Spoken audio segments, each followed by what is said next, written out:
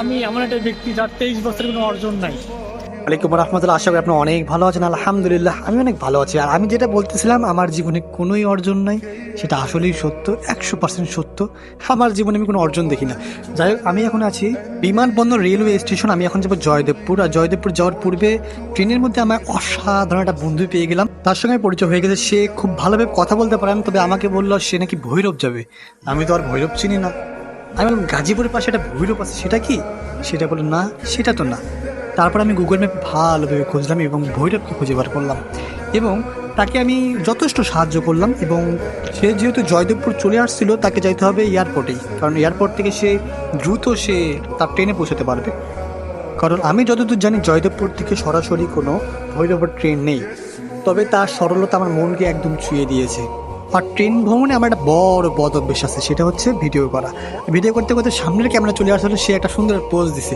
আমি ভাবলাম ভিডিওটা করা যাক, যেহেতু সে আমার বন্ধু বলতেছে। তার সঙ্গে অনেক সুন্দর আচরণ হলো, সে অনেক ভালো। এবং সে আমাকে বললো তোমার নাম্বারটা দিয়ে দাও। আমি বললাম নাম্বার দেবো, বুঝলাম না। সে আমাকে বুঝে বললো তোমার নাম্বারটা আমাকে দাও, আমি বাসায় গিয়ে তোমাকে ফোন করবো। আমি বললাম আচ্ছা ঠিক আছে। তাকে আমি অন্য ট্রেনে উঠাই দিলাম। উঠাই দেওয়ার পরেই সে মায়া ভরা কণ্ঠে আমার দিক তাকালো এবং আমাকে বললো আচ্ছা বন্ধু। আমি বললাম মাশাআল্লাহ, এরকম বন্ধু প্রতিদিনই লাগবে। তাকে হেল্প করলাম, কিন্তু তার নাম্বারটা না হলো না। সে অসাধারণ একজন মানুষ, তার নাম্বারটা না আমার আসলে জরুরি ছিল। কারণ সে কি আবার ফোন করবে সেটা আমি বলতে পারতেছি না। আসলে সকাল থেকে মনটা প্রচন্ড খারাপ ছিল, বন্ধুর সাথে দেখা হওয়ার পর মনটা একদম ফ্রেশ লাগতেছে, আবার অনেক ভালো অনুভূতি আসতেছে। আল্লাহ যেন এরকম বন্ধু প্রতিদিন একটা করে দেয়, যে যার মাইন্ড এত সুন্দর, এত পরিষ্কার। সে আমার ফোন নাম্বারটা নিল, যে সে বাসায় গিয়ে আমাকে ফোন করবে। আমি নাম্বারটা দিলাম তাকে, সে অবশ্যই ফোন করবে। আমি কিছু সাহায্য করলাম তাকে। যাই হোক, আল্লাহ ভরসা। কিছু বলা হয়েছে, কোথায় যাচ্ছে এটা বলা হয়নি। সেটা হচ্ছে আজকে ইন্টারভিউতে যাচ্ছি। আমি 100-র মধ্যে 100% শিওর জবটা হবে না, শুধুমাত্র ভাইয়ের রিকোয়েস্টে যাচ্ছি। যদিও হবে না দেখে মনে কষ্ট পাবো না, এই জন্য আগে থেকে প্রস্তুতি নিয়ে রাখতেছি। এখন আসলে জয়দেবপুরে আছি, এখন যাবো সালনা থেকে কমপক্ষে 47 কিলোমিটার দূরে হবে, কিন্তু অনেক দূরে। এরপরেও হবে না জানি, তাও যাই। রাতে দেরি করে ঘুমাইছি, সকালে তাড়াতাড়ি উঠতে হয়েছে এবং এরপরে ঘুমার কোনো সুযোগ ছিল না। সঙ্গে সঙ্গে রওনা দিয়ে দিছি। সেজন্য বাসে ঘুমাই গেছিলাম। বাসে ঘুম থেকে উঠে দেখি বাস অনেকক্ষণ ধরে দাঁড়ায় আছে। মার্ডার হয়েছে, এই জন্যে সকাল থেকেই এখানে এলাকাবাসী অনেক আন্দোলন করতেছে। এই কারণে যাতায়াত একদম বন্ধ করে দিচ্ছে। কমপক্ষে 6 থেকে 7 কিলো শুধু জ্যামই আছে। যেহেতু ইন্টারভিউ, চাকরি হোক না হোক আমার উপস্থিত হওয়া লাগবে, এই জন্য হাঁটা শুরু করছি। দেখা যাক আল্লাহ করে তো নিয়ে যায়। বাস কখন ছাড়বে কোনোই গ্যারান্টি নাই, কিন্তু আমাকে তো 11টার মধ্যে পৌঁছাইতে হবে, চাকরি হোক আর না হোক। যেহেতু আমাকে বলছে 11টা, সেই জন্য আমি 11টাতেই পৌঁছাবো ইনশাল্লাহ।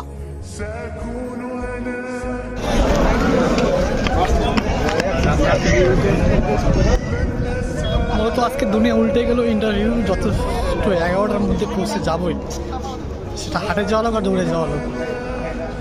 তবে আমাদের দেশে একটা জিনিস একদম নর্মাল হয়ে গেছে, সেটা হচ্ছে কোনো কিছু হইলেই সমাধানে একটাই, রাস্তা বন্ধ করো, আন্দোলন শুরু করো। রাস্তা বন্ধ করো, আন্দোলন শুরু করো। মাঝে মাঝে মনে হয় আপাই ঠিক ছিল। যদি আপা ছিল সব থেকে জালেম। দেখা যাক যথাসময় পৌঁছতে পারি কিনা। তবে আমি এটা শিওর যে চাকরিটা হবে না। এত দূরে যাবে, আবার নামে পড়লাম নতুন রোড। অবস্থা প্রচণ্ড খারাপ হয়ে গেছে। রোজার মধ্যে মানুষ যে আন্দোলন করে কেন বুঝি না। এত ভ্রান্তি মানুষের, এত কষ্ট, আসলে দুঃখজনক। আমি এখন সিএনজিতে উঠে গেলাম, কারণ সিএনজিতে গেলে অনেক তাড়াতাড়ি যাওয়া যেতে পারে। আর আমার এখান থেকে 12 কিলো দেখাচ্ছে মাত্র। আমি আরেকটা অটো চেঞ্জ করলাম এবং অটো ধরে একটু ভিতরে যাবো। কোম্পানিটা যদি একটু ভিতরে, তবে অনেক নামি দামি একটা বড় কোম্পানি।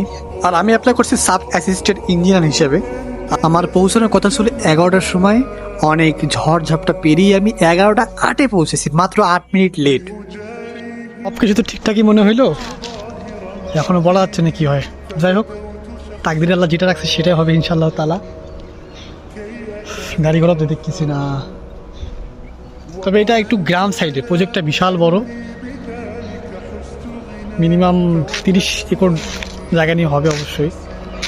যাই হোক, আসসালামু আলাইকুম ওয়া রাহমাতুল্লাহি ওয়া বারাকাতুহু। আমি জোহরের নামাজটা কোম্পানির পাশে একটা জায়গা ছিল, সেখানে নামাজটা পড়লাম। তবে একটু পরেই দেখি আমার সেই বন্ধুটা আমাকে ফোন করছে, দিয়ে বলছে আমি আইসি। আমি বলে আমি আইসি এটা আবার কি? তখন বুঝলাম সে আমাকে ফোন দিয়ে বলছে আমি বাসায় ভালোভাবে পৌঁছে গেছি। মানে এটা শোনার পর আমার যে এতটা ভালো লাগলো সেটা কল্পনার বাইরে। যদিও তার ফোন নাম্বারটা ছিল না, আমি তার নাম্বারটা সেভ করছি মাই বেস্ট ফ্রেন্ড। যদিও যদি তার সাথে সে যদি আমাকে ফোন নাও দিত, আমি আমার জীবনে যে কোনোভাবে হলেও তাকে খুঁজে বার করতাম। এটা আমি নিয়ত অবশ্যই রেখে দিয়েছিলাম আগে থেকেই। এই ইন্টারভিউটার জন্য অনেকক্ষণ ওয়েট করতে হয়েছে আমাকে। তবে আলহামদুলিল্লাহ, আল্লাহর ইচ্ছায়, আল্লাহ যদি চায় হয়ে যাইতেও পারে। তবে আমি আত্মবিশ্বাসী, কারণ আমি জানি আমি যখনই একটা জিনিস মন থেকে চাইছি সেই জিনিসটা আমি পাইনি। তবে আল্লাহ যদি তাকদিরে রাখে তাহলে আল্লাহ দিতেও পারে। এই জন্য আমাদেরকে সবসময় আল্লাহর উপর ভরসা করতে হবে, একমাত্র আল্লাহর কাছেই চাইতে হবে। অবশ্যই আল্লাহ তাআলা চাইলে আপনার যে কোনো সময় আপনার জীবনকে পরিবর্তন করেও দিতে পারে। আমি এখন রওনা দিয়েছি বাসার উদ্দেশ্যে, কারণ আমাকে আবার 70 কিলোর কাছাকাছি আবার ট্রাভেল করে মিরপুর 11-তে পৌঁছতে হবে, এবং সেটা ইফতারের আগেই। তবে আমি সংকোচ বোধ করতেছি ইফতারের আগে কি আদেও পৌঁছাতে পারবো। যদি রাস্তাটা একটু ফাঁকা হয়, জ্যাম না হয়, তাহলে অবশ্যই পৌঁছাতে পারবো ইনশাল্লাহ। তবে আপনাদেরকে আন্তরিকভাবে ধন্যবাদ জানাচ্ছি আমার সম্পূর্ণ ভিডিওটা দেখার জন্য। আসসালামু আলাইকুম ওয়া রাহমাতুল্লাহি ওয়া বারাকাতুহু।